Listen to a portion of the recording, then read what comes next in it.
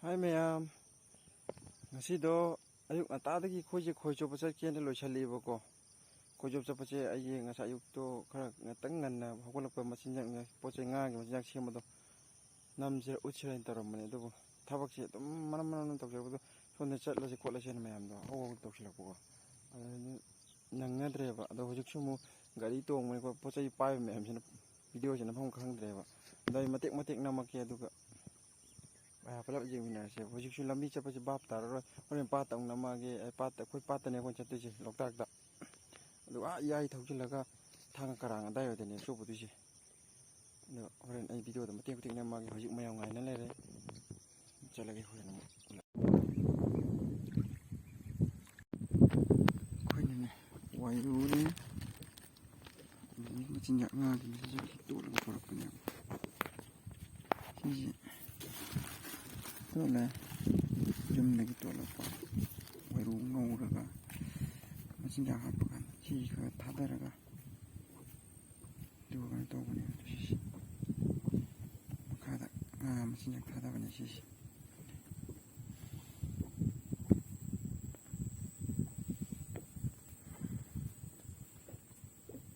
chaw ka thadagasi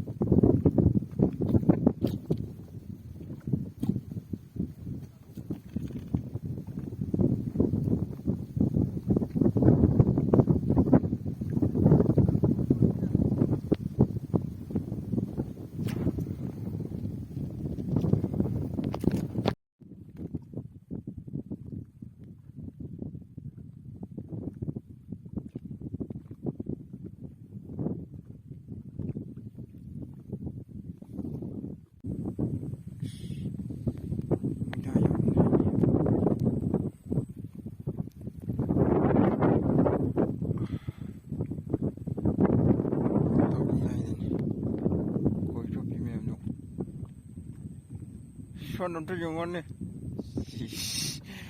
paviu.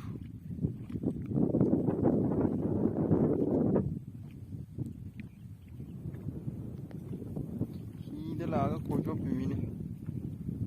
macam mana je.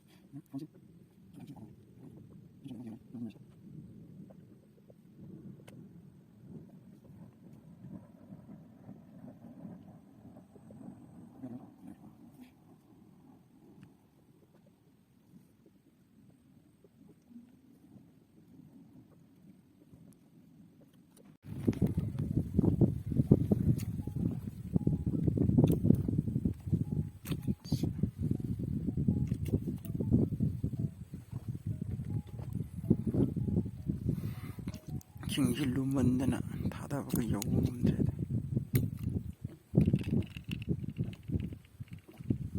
ꯐꯕꯣꯡ ꯉꯥꯊꯨꯕꯅꯦ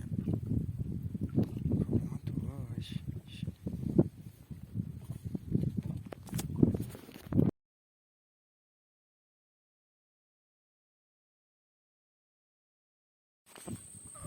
ꯍꯥꯏ ꯃꯌꯥꯝ ꯑꯩꯈꯣꯏ ꯍꯧꯖꯤꯛ ꯆꯠꯅꯕ ꯇꯧꯔꯦ ꯉꯥꯁꯨ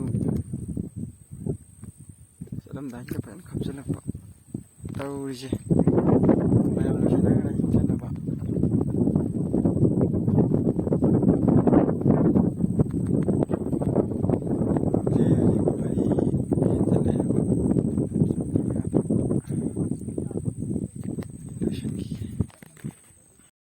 ꯍꯧꯖꯤꯛ ꯑꯩꯈꯣꯏ ꯍꯜꯂꯛꯑꯦ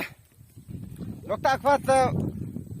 ꯉꯥ ꯐꯥꯗꯔꯨꯔꯦ ꯑꯗꯨꯒ ꯍꯜꯂꯛꯑꯦ ꯁꯦ ꯍꯧꯖꯤꯛ ꯍꯜꯂꯛꯇꯅ ꯂꯥꯛꯑꯦ ꯇꯨ ꯂꯣꯏꯔꯦ ꯉꯥꯗꯤ ꯁꯤꯅꯤ ꯅꯩꯗ꯭ꯔꯥ ꯌꯨꯝ ꯃꯄꯥ ꯌꯧꯁꯤꯜꯂꯛꯑꯦ ꯁꯨꯝ ꯂꯥꯛꯄꯅ ꯄꯥꯠꯇ ꯏꯊꯠ ꯀꯟꯗꯅ ꯐꯣꯟ ꯑꯗꯨꯝ ꯊꯥꯖꯟ ꯑꯗꯨ ꯍꯥꯟꯅ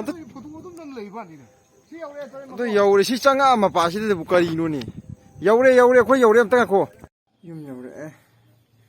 ꯌꯧꯔꯛꯄꯗ ꯉꯁꯥꯏ ꯉꯥꯗꯣ ꯁꯤꯅꯤ ꯌꯥꯝꯅꯗꯤ ꯐꯔꯛꯇ꯭ꯔꯦ ꯄꯨꯈꯝꯁꯤꯃ ꯐꯔꯛꯑꯦ ꯑꯩꯈꯣꯏ ꯆꯠꯂꯤꯁꯦ ꯐꯕꯣꯡ ꯉꯥ ꯐꯥꯕꯅꯦꯕꯀꯣ ꯑꯗꯣ ꯑꯩ ꯀꯃꯟ ꯑꯃ ꯊꯨꯕꯅꯦꯕ ꯀꯃꯟ ꯊꯨ ꯆꯤꯡꯈꯠꯂꯀꯥꯟꯗ ꯍꯦꯛ ꯄꯥꯏꯒꯗꯧꯕ ꯅꯥꯟꯊꯣꯛꯈ꯭ꯔꯦ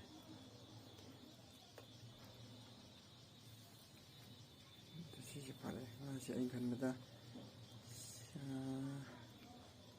700-800 ꯁꯨꯔꯝꯒꯗꯧ ꯃꯥꯜꯂꯦ ꯐꯕꯣꯡ ꯉꯥ 700-800 ꯁꯨꯔꯝꯒꯗꯧ ꯃꯥꯜꯂꯦ ꯑꯩꯗꯣ ꯌꯨꯝ ꯌꯧꯔꯦ ꯑꯗꯨ ꯉꯥꯗꯣ ꯍꯧꯖꯤꯛꯀꯤꯗꯣ ꯌꯥꯝꯗ꯭ꯔꯦ ꯑꯗꯨ ꯈꯛꯇꯪ ꯐꯥꯔꯛꯑꯦ ꯌꯥꯝꯕ 700-900 ꯈꯔꯗꯤ ꯍꯦꯜꯂꯝꯃꯅꯤ ꯅꯍꯥꯟꯒꯩ ꯆꯠꯄ ꯅꯍꯥꯟ ꯍꯥꯏꯗꯤ ꯀꯨꯝ ꯆꯠꯄ ꯀꯥꯟꯗꯒꯗꯤ 1,500 ꯂꯤꯁꯤꯡ ꯍꯦꯟꯅ ꯐꯥꯏꯌꯦꯕꯀꯣ ꯉꯁꯤꯗꯣ ꯉꯥꯗꯣ ꯏꯐꯠ ꯐꯠꯇꯕ ꯀꯃꯟꯁꯨ ꯊꯨꯖꯜꯂꯛꯄ ꯑꯗꯨꯗ ꯊꯨꯔꯛꯄꯗꯨꯗ ꯐꯥꯍꯧꯗꯕ ꯉꯥꯗꯣ ꯆꯦꯟꯈꯤꯕꯅꯦꯕ ꯐꯔꯦ ꯍꯛꯆꯥꯡꯁꯤ ꯌꯧ ꯋꯥꯔꯦ ꯑꯩꯗꯣ ꯚꯤꯗꯤꯑꯣꯁꯤꯁꯨ ꯏꯊꯠ ꯃꯌꯥꯝ ꯂꯥꯛꯇꯅ ꯅꯝꯐꯝ ꯈꯪꯗꯗꯅ ꯄꯥꯠꯇ ꯇꯧꯈ꯭ꯔꯦꯕꯀꯣ ꯑꯗꯣ ꯈꯔ ꯅꯝꯃꯛꯄꯁꯤꯡꯗꯣ ꯑꯗꯨꯝ ꯊꯥꯒꯠꯂꯛꯀꯦ ꯑꯗꯨ ꯃꯌꯥꯝ ꯑꯗꯨꯝ ꯌꯦꯡꯃꯤꯟꯅꯔꯁꯤ ꯉꯁꯤꯒꯤꯗꯤ ꯁ꯭ꯋꯥꯏꯗ ꯂꯣꯏꯁꯤꯜꯂꯦ